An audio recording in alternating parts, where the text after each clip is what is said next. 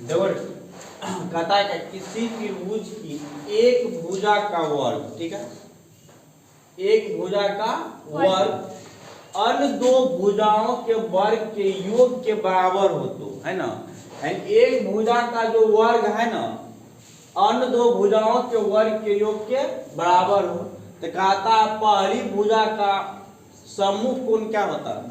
समकोण होता है। समझ गया? यानी कि पाइथागोरस प्रमेय का क्या है? विलोम है, उल्टा है। उसमें कोण दिया हुआ था 90 डिग्री, तो क्या किए थे? AC² = AB² BC² किए थे। इसमें क्या हुआ मतलब AC² यानी कर्ण का जो स्क्वायर है ना दो भुजा के वर्ग के योगफल के बराबर दिया हुआ है, तो तुमको इसमें कहता है क्या कि पहली भुजा का जो सम्मुख कोण होता है वो क्या होता है? समकोण। यानी बड़ी भुजा का जो सम्मुख कोण होता है वो क्या होता है? समकोण होता है। सिद्ध करना। समझ गया? इसको तो कैसे प्रूफ करते हैं?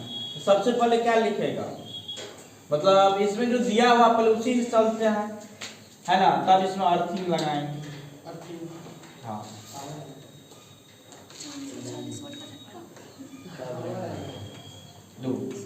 ABC एक समकोण त्रिभुज नहीं मानेगा, है ना। ABC मान लिया कोई त्रिभुज है ना, समझा रे।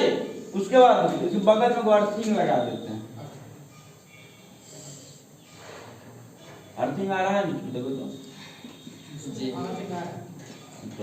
इसको मान लेते समकोण त्रिभुज, है ना।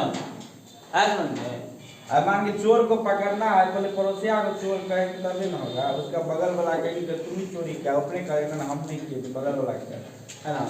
बगल वाला को पहले क्या, इसको समकोण त्रिभुज मान लिए। हमको प्रूफ क्या करना है? B90 डिग्री प्रूफ करना है।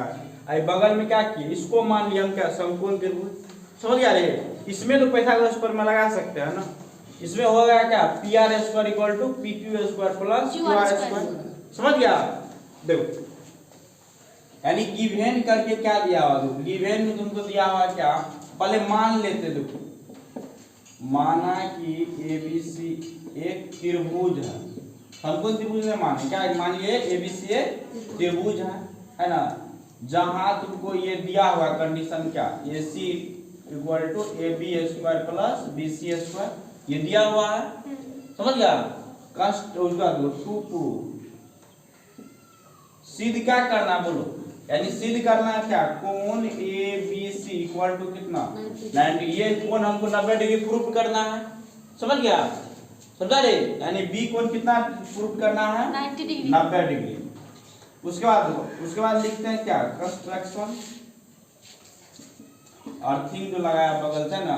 अब जो कंस्ट्रक्शन में क्या करते हैं, देखो कंस्ट्रक्शन में क्या किए, मान लिए क्या PQR एक क्या है, समकोण त्रिभुज है ना।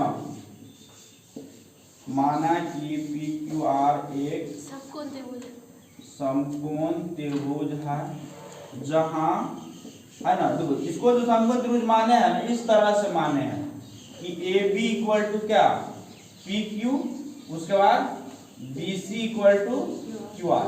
इस तरह से इसको देख करके माने हैं कि AB जितना बड़ा होगा उतना ही बड़ा क्या होगा, PQ, अब BC जितना बड़ा होगा उतना ही बड़ा क्या होगा, QR।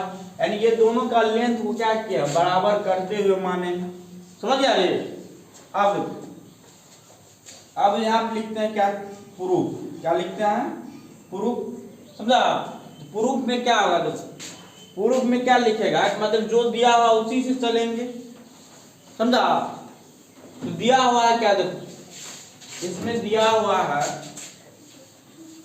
AC² = AB² + BC² दिया हुआ है ना। अब AC का जो मान है, इसमें AC² रहने दो, AB² को क्या लिख सकता है, AB² को PQ² लिख सकता है, अब प्लस में देखो BC² को क्या लिख सकता है, QR²। ये समीकरण कितना हो गया, फर्स्ट। कोई दिक्कत अब ये देखो ये वाला त्रिभुज तो समकोण त्रिभुज है ना। इसमें तो पाइथागोरस प्रमेय लगा सकते हैं ना। इसमें अगर पाइथागोरस प्रमेय लगाया तो क्या होगा, देखो त्रिभुज PQR में पाइथागोरस प्रमेय से अगर ये त्रिभुज में पाइथागोरस प्रमेय लगाएगा तो क्या आएगा, देखो तो यानी P R square equal to क्या हो जाएगा, P Q square plus Q R square होगा ना। यहाँ क्या लिखेगा देखो, P R square equal to P Q square plus Q R square. खुद ही कहा ये समीकरण कितना हो गया, 2।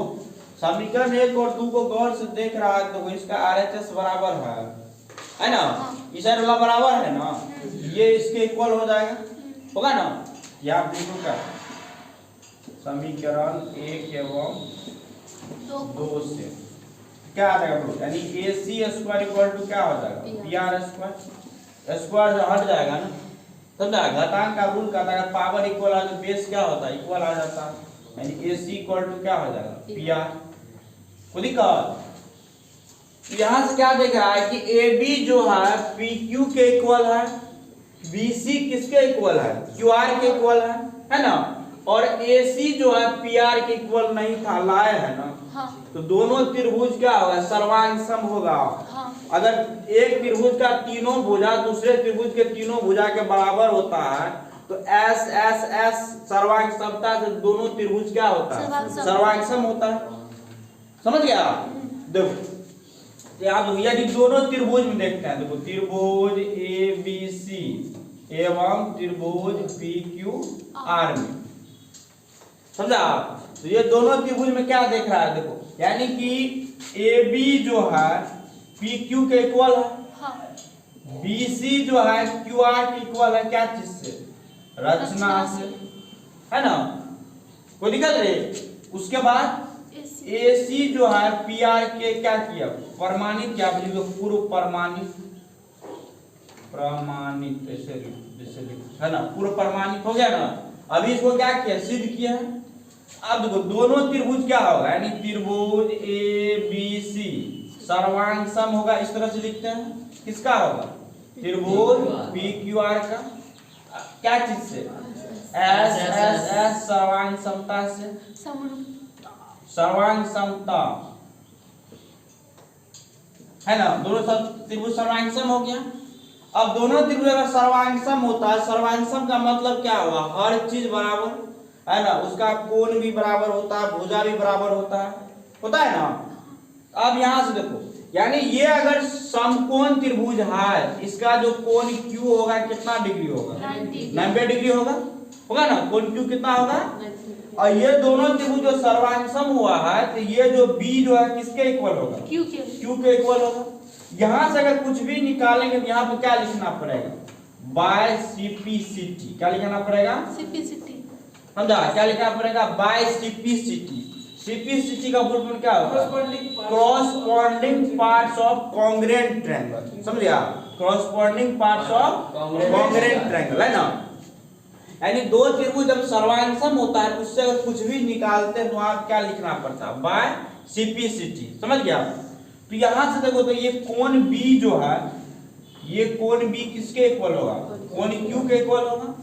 और कोण क्यू कितना डिग्री है, 90 डिग्री, है ना।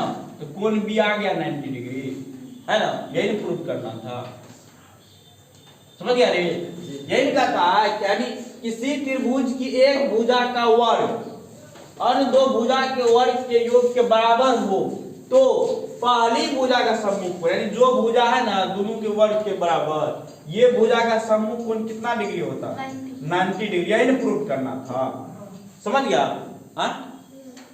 समझ में क्या किए, एक त्रिभुज एबीसी लिए, इसके बगल में एक समकोण त्रिभुज को खड़ा कर दिए। इसमें क्या किए, ए बी जितना बड़ा उतना ही बड़ा क्या लिए, पी क्यू, जितना बड़ा बी सी है उतना ही बड़ा क्या लिए, क्यू आर। है समझ में। अगर उसके बाद ये त्रिभुज में तो हम पाइथागोरस प्रमेय लगा सकते हैं। इसमें पाइथागोरस प्रमेय लगाने के बाद क्या किए, ए सी को किसके इक्वल किए, पी आर के इक्वल किए। अब ए सी अगर पी आर के इक्वल आ गया, अगर कोई भी दो त्रिभुज में तीनों भुजा अगर क्या आता है, बराबर आता है, दोनों त्रिभुज क्या होता है, सर्वांग सम होता है। दोनों त्रिभुज को सर्वांग सम किए, सर्वांग सम करने के बाद क्या आता है, भुजा और कोण बराबर आता है। कोण बी किसके इक्वल हो जाएगा, कोण क्यू के इक्वल हो जाएगा। ऐसा समझ में, बताओ।